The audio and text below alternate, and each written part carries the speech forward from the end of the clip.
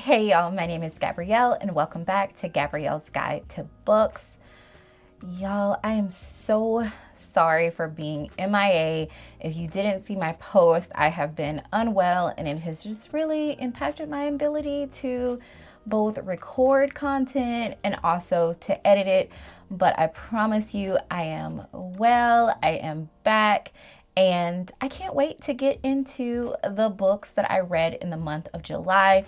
It was a really great reading month for me. Part of being unwell meant that I spent a lot of time doing some self-care, and a part of my self-care is reading my books. So I was able to get through 8 books in the month of July, and I cannot wait to talk to you all about them. If you love Black bookish content, go ahead and give this video a big thumbs up. Even on the bad days, I thank God for making me brave, brave, brave, brave, brave. All right, you all, without further ado, I am going to go ahead and get into the 8 books that I read in the month of July. The first book that I read in the month of July is Leave Your Mess at Home by Tolani Okinola. I loved this book, y'all. It was like definitely a 5 for me. I took lots of notes while reading this book. The writing for this book was just completely gorgeous, beautiful writing.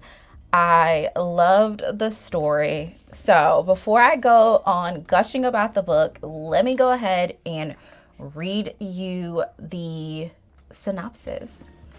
The Longe siblings are really botching their parents' American dream. Sola Longe, eldest sister, estranged from family, is secretly back from Chicago for the first time in a decade.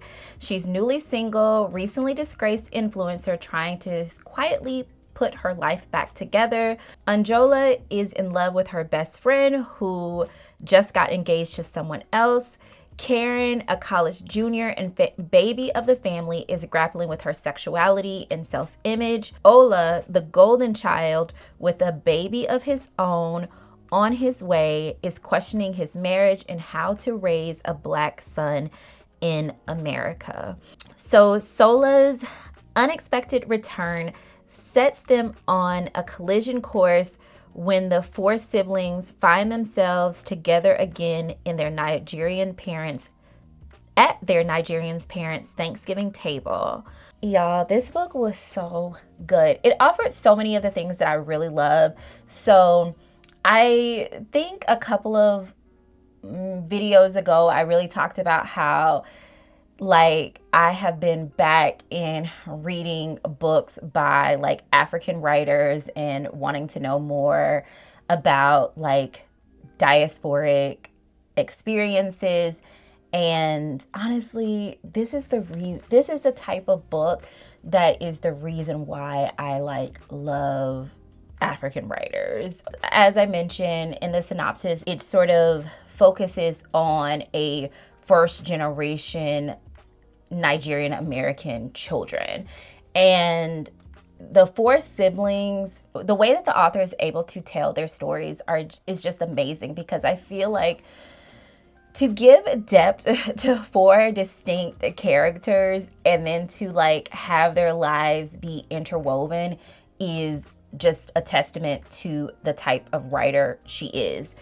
And when I tell you, I cannot believe that this is a debut novel, because it was just so amazing. And honestly, there are a lot of debuts that I read this time around, at least 3 debuts that I read this time around. And this is definitely one of them.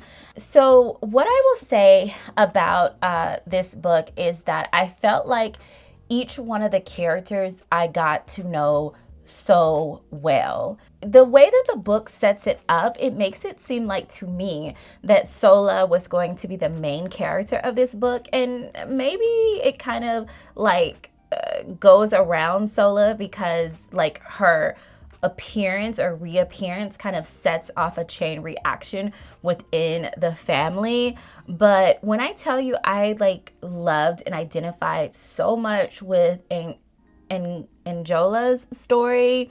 I love also the ways in which we learned about these like relationships between the siblings, and oftentimes parents have a way of helping to create fractures between siblings, and also the ways in which like siblings being their own people, independence, also can sometimes like create fractures. Like they're, even though they're all a part of the same family, they have their own individual identities.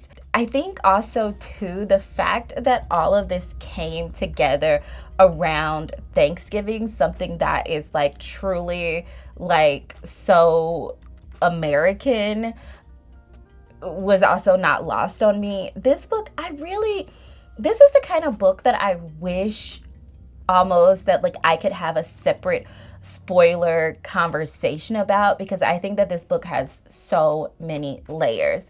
This author, I think, lives in the Atlanta area because she always does these events, and she did actually an event in Atlanta. What day? She did an event in Atlanta earlier this month, but unfortunately it was a day that I was really sick and I could not go and attend the event. This book was so amazing. I think it was definitely will be one of my favorite reads of this year. So I, of course, love books that have these like family tropes. There are themes of course, family. I think there's themes of achievement. I think that there's themes of what does it mean to be African in America? What does it mean to be Black in America? And I think it is the relationship between African Americans and African immigrants in America. So there's just like so many things in this book. I think it also is like this blurred lines of like, can men and women be friends? What is like sexuality? What does it mean to be a Black man? Like the beauty and I think also the challenges that come with being a person that is an immigrant in this country, of like, what do you keep of your culture? Where do you assimilate? This, oh gosh, this book just has so many great themes. And it is definitely a 5-star read. It was just one of those books that I just really did not want it to end. And I just had such a connection with each one of these characters. Like there were just such beautiful lines in this book. Like it was such a good read. I would definitely highly recommend you reading this book. And if you have read this book, please talk to me in the comments about this book. I really do want to have a real discussion. Sometimes it makes me think I just want to have a book club of all of my like top 5 books of the year. And this one might be the first one that I would put on my list because it has so many layers. But highly recommend. This is a 5-star read for sure. So the next book that I read is Jamaica Road by Lisa Smith. This is another debut. This book takes place in London. So let me give you a read of the synopsis of this book. So this one is a transformative love story about 2 best friends who fall for each other, fall apart, and try to find their way back together in their tight-knit British Jamaican community. So the book takes place in South London in 1981. Daphne is the only Black girl in her class. All she wants is to keep her head down, preferably in a book. The easiest way to survive is to go unnoticed. Daphne's attempt at invisibility are upended when a boy named Connie Smalls arrives from Jamaica. Connie is the opposite of Small in every way, lanky, outgoing, and unapologetically himself. Daphne tries to keep her distance, but Connie is a magnet and they form an intense bond. As they navigate growing up in a volatile, rapidly changing city, their families become close and their friendship begins to shift into something more complicated. When Connie reveals that he and his mother land, meaning they're in England illegally, Daphne realizes that she is dangerously entangled in Connie's fragile home life. Soon, long buried secrets in both families threaten to tear them apart. So this book spans a tumultuous decade, from the industrial docklands of the Thames to the sandy beaches of Calabash Bay. Jamaica Road is a deftly plotted and emotionally expansive debut novel about race and class. And it goes on and on and on. So I want to start by saying that, of course, I always say that I love stories about friendship. And when I say I love stories about friendship, I typically mean that I love friendships between women. But this was a story that was definitely about an intense friendship between a young woman and a young man that definitely went from platonic to romantic. They became friends as teenagers, and this kind of convinced me that I need to expand my definition of friendship and also expand my reading into more stories of men and women being friends, even though it did turn romantic. Because, I mean, can men and women be friends? You can argue with me in the comments about whether men and women can truly be friends. This book had a really sincere and tender friendship underneath it all. I think the way that the friendship between Connie and Daphne developed was just like so sweet. That was one of my favorite parts of the book, sort of just seeing the way that their relationship evolved, the way that they came to know one another in a way that was intimate, but also at that time platonic. I don't want to give spoilers about the book, but I think the ways in which that their families became intertwined is partially because of the deep friendship that they had, but also because their friendship was moving from platonic to romantic. So we see them where they are sort of in high school, if I'm remembering correctly. I don't think they were in middle school. They were in high school. Then we see them in college, and then we see them after that time. It is no secret that within this book, we see them sort of their friendship grow, we see them together, and then we see them break apart. And this isn't a romance. This is a love, like as it says, this is a love story because it's definitely in the literary fiction category. It's definitely a love story. One of the things that I think is really important about this book is that we do see it. We see a very interesting take on the diaspora. Daphne and Connie both have Jamaican roots. Daphne is sort of that, I guess Daphne would be maybe that second generation Jamaican British, and Connie is definitely coming right from Jamaica.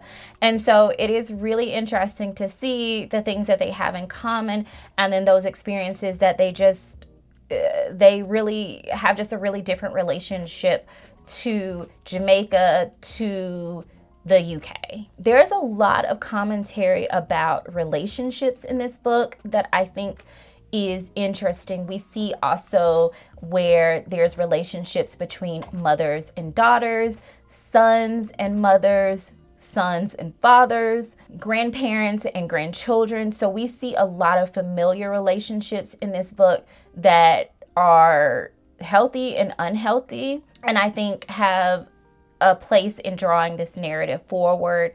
Race, class, citizenship are themes of this book. And one of the other themes of this book is actually violence. And there's violence that is seen in many ways in this book. There is domestic violence, there's political violence. So that's something that I don't think by reading the description of this book, but I would say this book does need a little bit of care within it if you do decide to read it. But what I will say is that this book was definitely I don't even know what I rated this book. Let me see. I probably rated this book a 4. Yeah.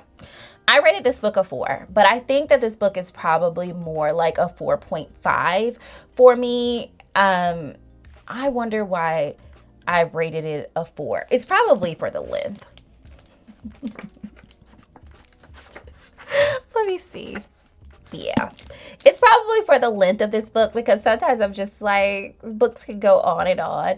But I thought that this was a gorgeous debut. I was just like, I could not believe that this was a debut novel. This is a novel that I did get from my public library, but I was like, ooh, should I have gotten this from the public library? Like, this feels like a book that I would want to own, because it's a book that, again, is one that I would want to have a discussion with others about, because I just want to have more books that are just like authentic Black love stories in my library, and I feel like this is one. Yeah, so I would say this is one that would be a wonderful read. I do think that Lisa Smith has a fresh new voice. I would love to read another book by her. I am interested to see if this Jamaican British flavor is what she is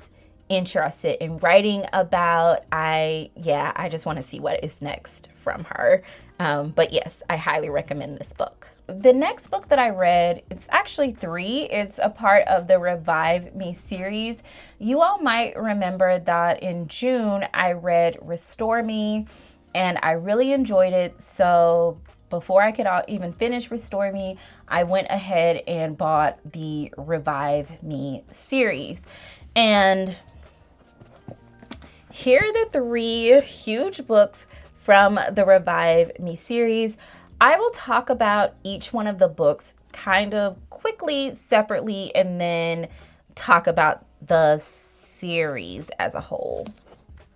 Yeah.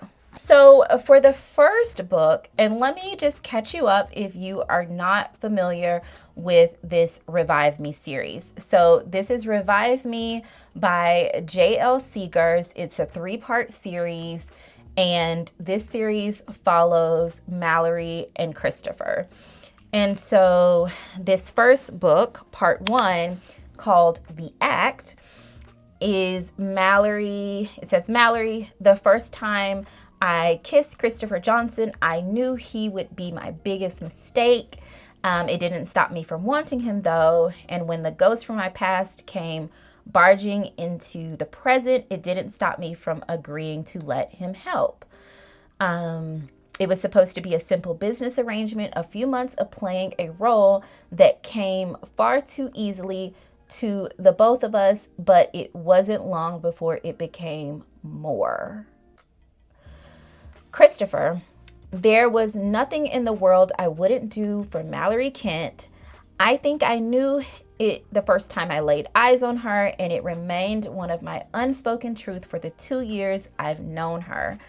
I never thought I'd get the opportunity to do anything about it, because Mallory is one of those people who doesn't need anyone. She's strong, serious, and always in control of every situation around her, which is why the second I see her looking panicked and uncertain in the arms of a figure from her past, I don't think, I just act. I have no idea that one small decision would lead to this, a fake relationship designed to solve her problems and mine, turned real, an earth-shattering love torn apart by the very forces that led to its conception, forces that turned me into the source of our destruction. Okay, so this is the first book, and just like it said, this is basically the beginning of Mallory and Christopher's love story. They are in college.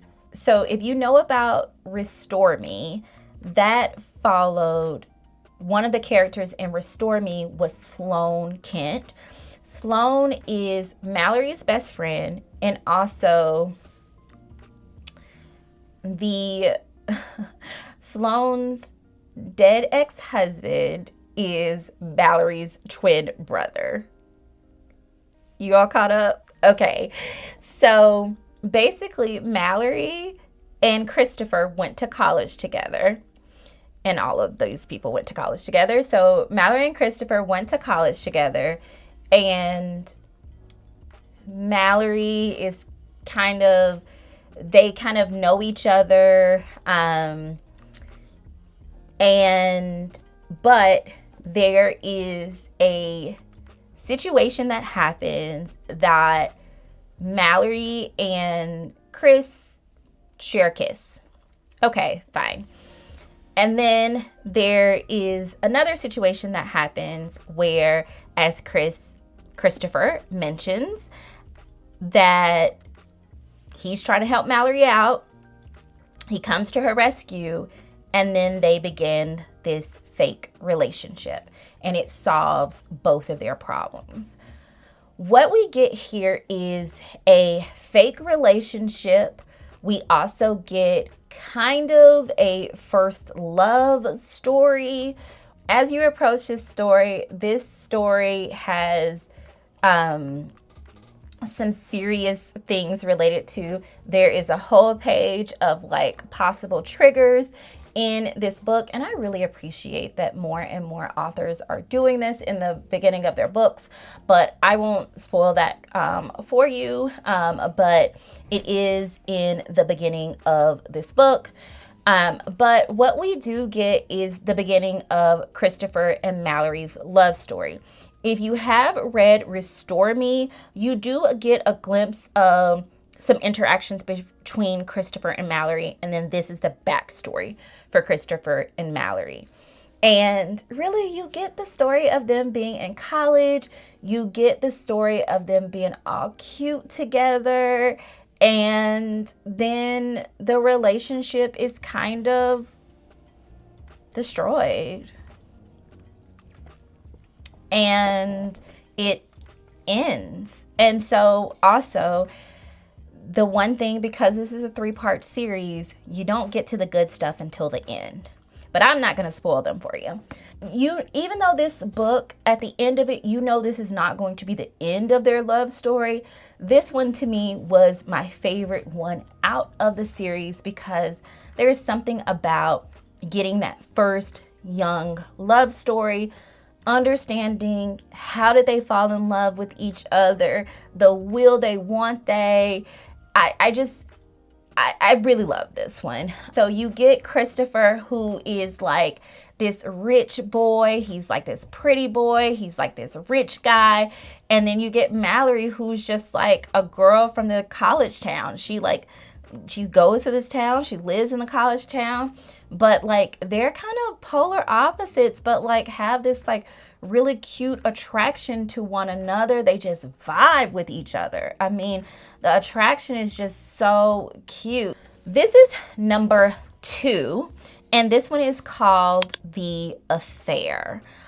I am not going to read really the synopsis of this one, because if you are really interested in the series, I don't want this book to give away what happens with them in this series. But let's just say this is the middle part of their story. This is their story after college. As I said, the first book is not the end of their story, but they're not together at the end of the book.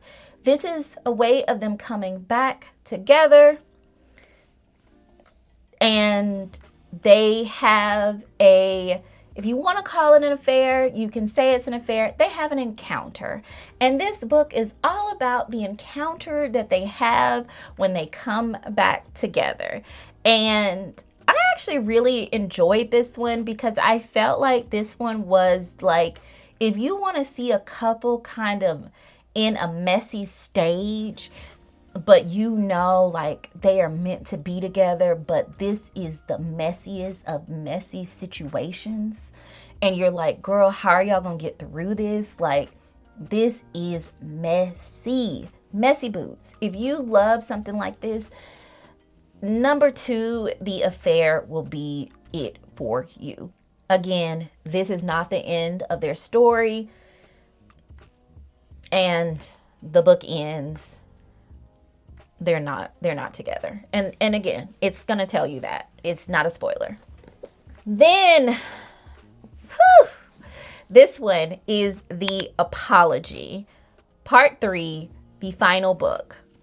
And this one is the last one in the series. They have gone from, you've seen them in their youth, fallen in love. You've seen them have an encounter together that is messy boots. They have a lot of stuff going on. And then you see them where legitimately time has passed. They are a bit older, wiser. You can tell me in the comments if you feel like they're wiser. But they're back in a space. There is a reason why they have been able to come back together. This book, I will say, is more contemporary to Restore Me. So if you have read Restore Me, this book, Revive Me, is happening at the same time as Restore Me. This is their story, part 3. This is the apology. This is the time for apology, is like reconciliation, all of that type of thing. This is the culmination of their story.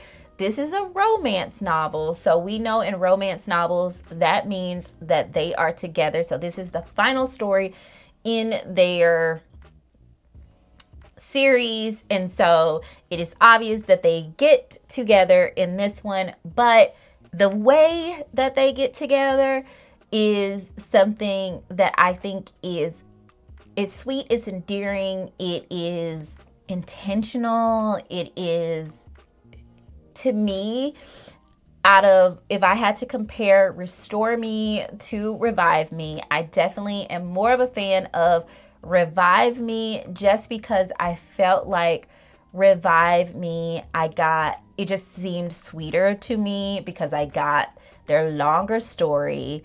And it just, the last chapter, if you will, the last part 3, I think the way that it came together, their story came together, just, it captured me in a way that felt realistic. It felt a little bit more intentional. It felt a little bit more like, honestly, something that I would want to happen to me, honey. Okay. If you know me, you already know what I'm going to say. Why did it take this long for me to get the story? Why did it take? Do y'all see how long that is? The first book is 450 pages. The second book is 230 pages. And the last book is 535 pages. Somebody do the mental math. How many pages is this? I'm not going to hold you. I really enjoyed the series. I really did. I was really caught up in their love story, and I read these books fast because I was just so invested in this book and this love story. But why did it have to be this many pages? I mean, that's the same thing that I felt about Restore Me, but like Revive Me, honey, why do I have to do this over 3 books? And I think I would have been really upset had I not. I don't know how these books came out. That's the one thing I should say. I don't know if all these books came out on the same day, but if I had to wait for these stories, I think I would have been so upset.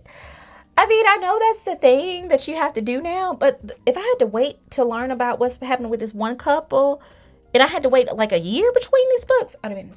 This series was spicy, very spicy. I felt like this series was a bit spicier than Restore Me, especially book 2, The Affair. And maybe it was just because, like I said, it was messy, honey. It was messy. They were trying to figure it out. I felt like it was really pretty spicy. But I really did enjoy this series. Honestly, this is a series, and I don't really say this about a lot of series, and especially given how many pages this series is in all 3 books. But I think I could read this series again. This series was really good. I would highly recommend it. And I know that there's another series coming out. Let me see if I can see it. I know it's already available on audio, but yeah, so that part is, it's called Release Me. Okay, yeah, it's called Release Me, and it's gonna follow Nadia. I'm interested to see what that is going to be like. So I'm interested to do that one. So the next book I read was Black Candle Women by Diane Marie Brown. This is another, so I think this is my 3rd and final debut novel of this month, and I have thoughts. Okay, so let me start by reading the synopsis, actually. So, generation of Montrose women, Augusta, Victoria, Willow, have lived together in their quaint 2-story bungalow in California for years. They keep to themselves, never venture far from home, and their collection of tinctures and spells in an unspoken bond between them. But when 17-year-old Nikki Montrose brings home a boy for the first time, their quiet lives are thrown into disarray. For the other women have been withholding a secret from Nikki that will end her relationship before it begun. The decades-old family curse that any person they fall in love with dies. Let me start with the things that I really like about this book. So, if you've been following this channel for a second, you know that I love books about Black women, clearly. And by Black women, I love debut novels, clearly. And this is another debut, if I haven't already said that. I love books that have intergenerational aspects, and anytime a family has a secret or they have a curse, and this family has both a secret and a curse. So these women obviously have magic in their blood, and then if they fall in love, the person that they fall in love with dies. So I love that. Not that the person dies, but I love the concept of this book. So it has so much to offer. So it's women, intergenerational. There are relationships between the sisters. There is a story of Black girlhood that's going on here. And I will also be honest and say that it was really tough for me to get into this book. I kind of felt like I was reading the first 30 pages over and over of this book. And if I was a person that did DNF books, this would probably have been a book that I did DNF.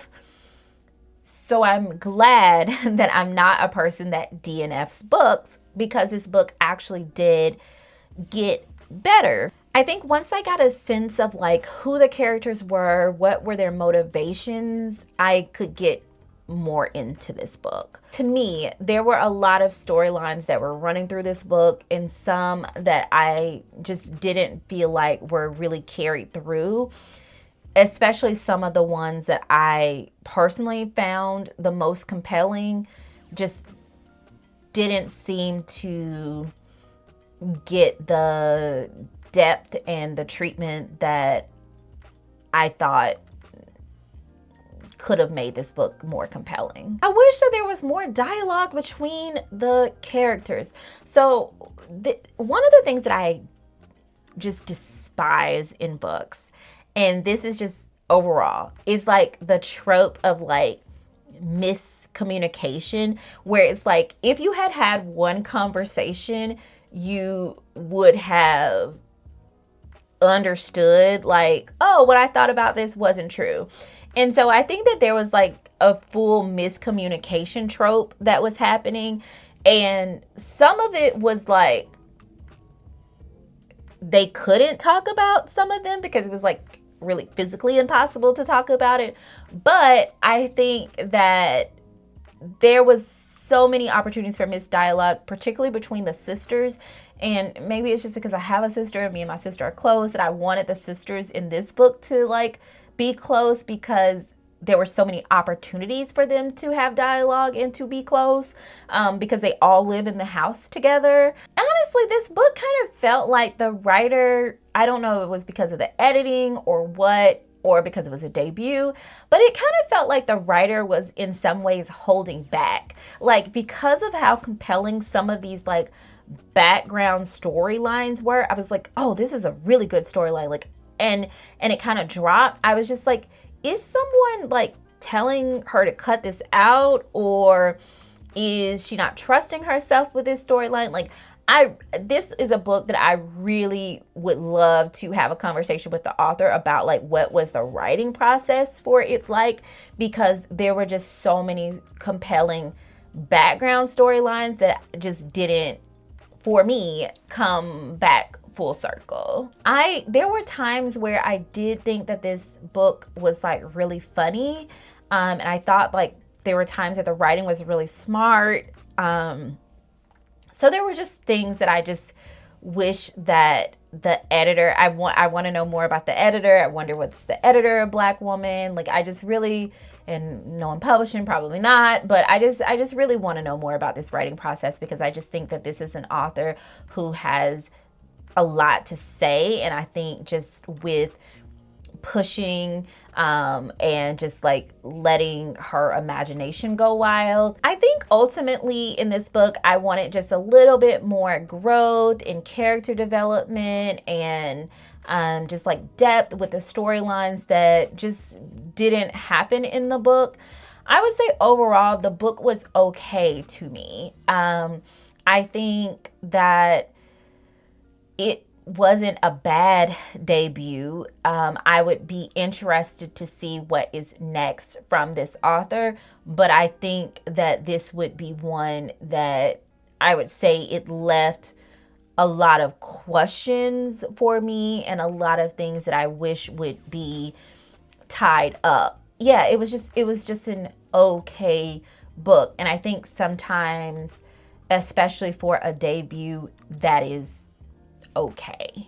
It was one that I would say, if you are interested in the themes of this book, there might be something that like I could have missed. Definitely never going to tell someone not to read a Black woman's book, and definitely not going to trash it. I would recommend, if you heard something that you like about this book, definitely read it. This book is from the Teachers of Hardwood High series, and this is the first one in the series, X plus E by Nina High.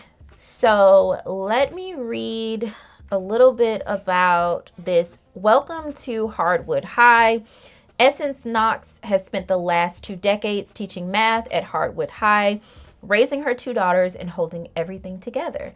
But now that they're off to college, she's left with a big, quiet house and decisions she didn't think that she would have to make alone. Enter Xavier Sharp, the new teacher at Hardwood High, retired from the military and fresh to the classroom. With a calm, charming demeanor and hulking presence, he's the last thing Essence expected to find when she was planning to downsize her life. Their chemistry is undeniable, but Essence has been burned before and she isn't sure she's ready to let anyone in again. So This is a workplace series, the first in the Hardwood High series. Okay, so let me just first say that I really enjoyed this. This is only the second book that I've read by Nina High. I don't know if this is her style or just in the two books that I have read, but one thing that I do appreciate about Nina High is that her couples just get right to the loving. Okay, they just get right to loving on each other, and I don't mean that in like physical loving. I mean that in just like they identify each other. This is the one I want, and they pursue that. Also, what I love about this book is that this is a couple that is 40 plus years old, and I love exploring books where the couples are older. No shade to the couples that are in their 20s, but I think that there is just a difference when we're reading books about couples that are in their 40s, couples that are in their 50s, even couples that are in their late 30s. They just have a sense of knowing what they want. The books are typically a little less drama is happening. They identify each other, they know who they want, they know what they want, and they just get straight. One other thing I will say is that workplace romances have not been something that I thought I would like, but this workplace romance really kind of is making me reconsider. I was like, okay, I think I actually could read workplace romances, and I actually might read more with this Hardwood High series. But I know Lauren Lacey has a book that I also want to get my hands on that is like a workplace romance that happens at a school as well. And so I think I might not actually be a fan of, maybe, well, let me not say that. I think I'm growing into liking workplace romances, and I think the workplace romances that I'm liking thus far are the ones that are happening at schools. I don't know what that's saying about me, but thus far,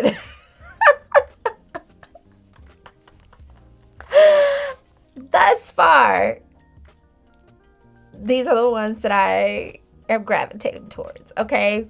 I should definitely say, after reading the last book, I was kind of in because it took so long for me to kind of get through, I needed a palate cleanser. I needed a book that I knew that I could get through fast, a book that would be a pick-me-up, a book that would kind of put me back in the mood of reading.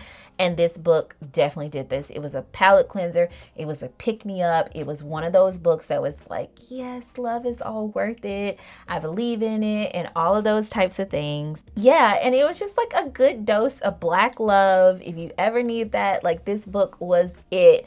It definitely had some spice in it. It wasn't the spiciest book ever, but it definitely had like a spicy scene or two in it, and it was just a cute book. I think I will get more Nina High books for the times where I need a palate cleanser, I need that pick me up, I need that dose of Black love. I don't know if y'all are a fan of Married at First Sight.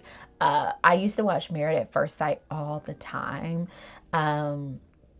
But like these clips of Married at First Sight have like drawn me in, and I watched a couple of episodes with my niece, and after the train wrecks that were on there, I was like, oh yeah, let me get to Nina High. So like when I do watch TV, it is like something like Married at First Sight, like really trash TV. And so especially if there's a Black couple on there, I'm like, let me get back to something that's going to make me, even if it's fictional, let me get back to something that is going to make me believe in love again.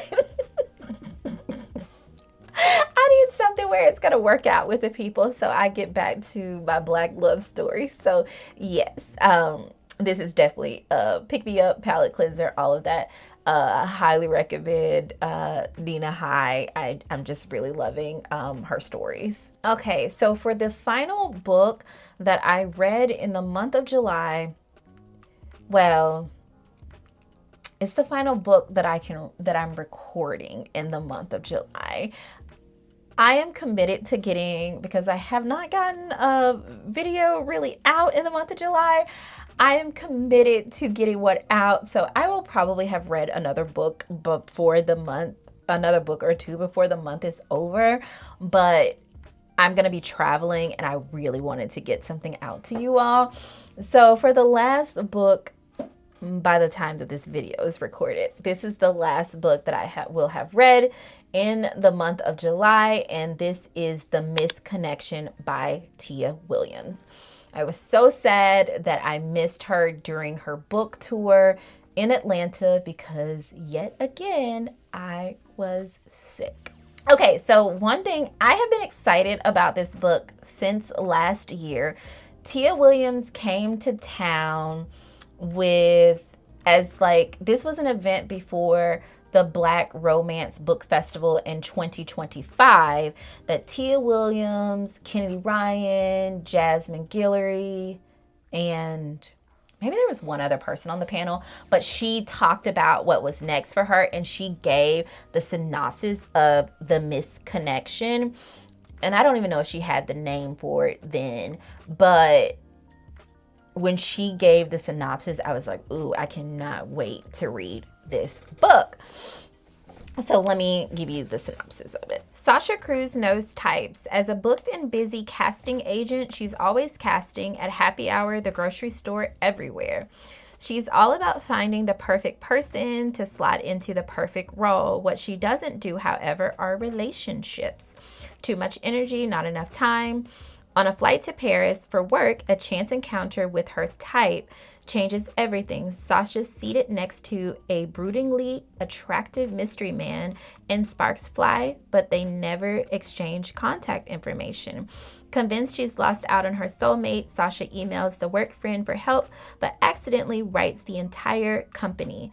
The international manhunt to find Seat F begins. She takes matters into her own hands. She hires a smoldering detective she knew in another lifetime who complicates matters in unforeseen and irresistible ways. So this was a very funny book. I was not expecting this book to be as funny as it was, but I was super intrigued and happy by that.